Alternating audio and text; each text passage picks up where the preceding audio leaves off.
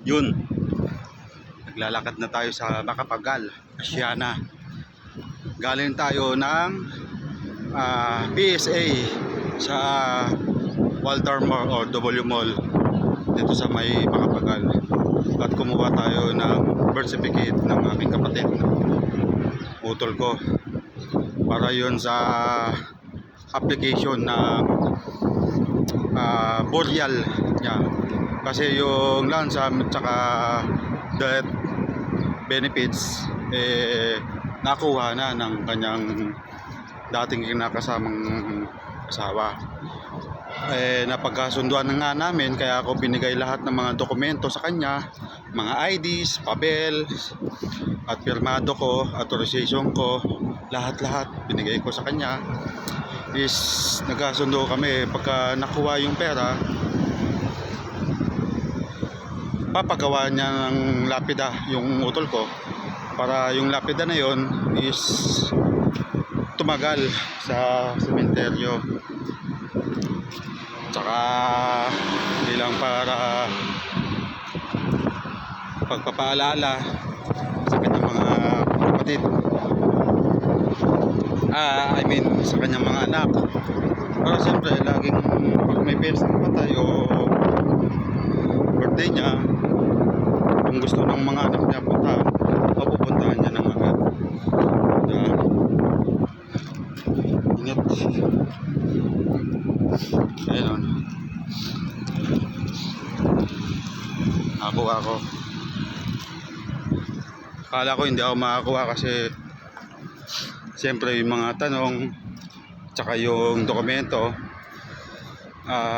kailangan tugma sa mga pangyayari. Meron talagang mga time na pwede ka talagang magsinungaling. No choice, basta importante nakakuha ako. Panggabi pa ako, kaya habang panggabi ako ngayon sa construction, dito lang. Walang daan na dito. Saan dadaan, sir? Saan dadaan, sir? Babalik ako doon sa Walter Mall. Layo na, no? Hindi, sa bilog lang, yung sa mga pinasukan, sa mga taxi dyan. Ay, ito, tata. Salamat, Dati kasi meron di ba? Bawal. Bawal. Sa loob dito. Sa loob niya.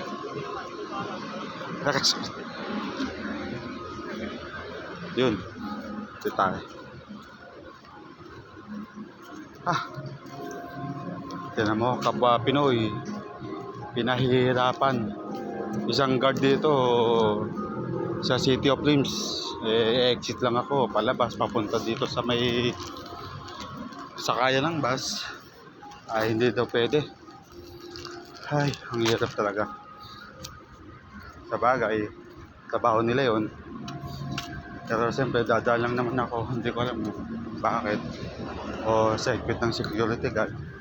Pero ano pa man kahigpitan ng security o ng building, andyan pa rin yung pwede mapahamak.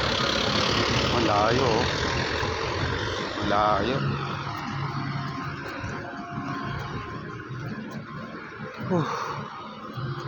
Ito ang hirap sa Pinoy. Pakainit. Lusaw na ang mundo kasi nga sa nangyaring giyera, mga bombahan, kaya yung mundo ngayon wala na, sira na. Kaya pakainit. Pero may mga times talaga na biglang babagyo, baha, andyan na yan. Sira na kasi ang mundo ngayon. Yun. At sana makuha ko agad yung burial benefits sa utol ko. Masakit nun. Hindi man lang ginawa ng babae ng lapida. 1 taon na mahigit. Tapos ang masakit nun, nagkaroon pa siya ng anak sa ibang lalaki. Ay, oh.